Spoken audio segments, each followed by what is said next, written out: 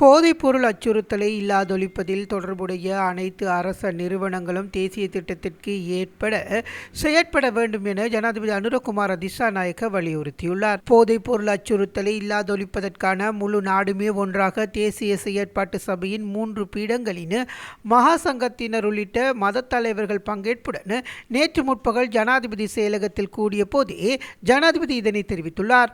போதைப்பொருள் அச்சுறுத்தலை இல்லாதொழிப்பதற்காக செயற்படுத்தப்படும் தேசிய திட்டத்திற்கு அமைய நிறுவன மட்டத்தில் ஒப்படைக்கப்பட்டுள்ள திட்டங்கள், இதுவரை நிறைவேற்றப்பட்டுள்ள பணிகள் மற்றும் போதைப்பொருள் அச்சுறுத்தலை ஒழிப்பதற்கான அந்த நிறுவன மட்டங்களில் நடைமுறைப்படுத்தப்பட்டுள்ள திட்டங்கள் தொடர்பான அறிக்கை ஒன்றினை அடுத்த கூட்டத்தில் சமர்ப்பிக்குமாறு ஜனாதிபதி இங்கு அறிவுறுத்தியுள்ளார். சிறைச்சாலைகளில் அடைக்கப்பட்டுள்ளோரில் சுமார் 70% போதைப் பொருளுக்கு அடிமையானவர்கள் என்பது இங்கு வெளிப்படுத்தப்பட்டதுடன் கடும் பிரச்சனையாக மாறியுள்ள சிறைச்சாலை நெரிசலை குறைப்பதில் அவர்கள் தொடர்பில் மேற்கொள்ளக்கூடிய நடவடிக்கைகள் குறித்தும் இங்கு கவனம் செலுத்தப்பட்டுள்ளது.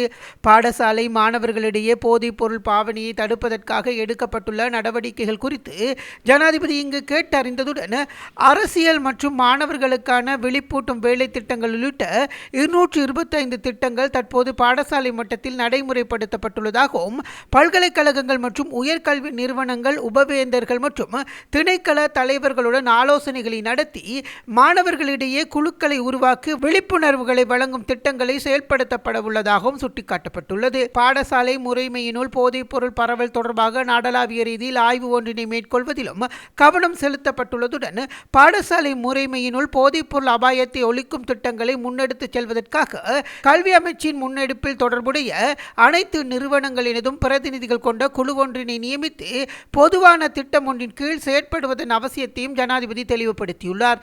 தனியார் மற்றும் சர்வதேச பாடசாலைகளின் உரிமையாளர்களை போதைப் பொருள் தடுப்பு தேசிய வேலை திட்டத்துடன் இணைத்துக் கொள்வதற்கான விசேட ஆலோசனை கூட்டம் ஒன்று நடத்துவதற்கும் இங்கு தீர்மானிக்கப்பட்டுள்ளது. கைப்பற்றப்பட்ட போதைப் பொருள்கள் கையிருப்புகளை விரைவாக அளிப்பது தொடர்பிலும் புதிய சட்டங்களை உருவாக்குவதன் முன்னேற்றம் குறித்தும் இங்கு மேலாய்வு செய்யப்பட்டதுடன் வழக்குகள் தொடர்பான பொருட்கள் முகாமைத்துவத்திற்கான தன்னியக்க கூட்டமைப்பு ஒன்றினை அறிமுகப்படுத்துவது மற்றும் விசாரணைகளில் ஏற்பட்டுள்ள தாமதங்களை தவிர்ப்பதற்கு சட்டத்துறை மற்றும் விஞ்ஞானத்துறையின் நிபுணத்தை ஆதரவை பெற்று ஆய்வுக்கூட வசதிகளை பரவலாக்கம் செய்வது குறித்தும் கவனம் செலுத்தப்பட்டுள்ளது.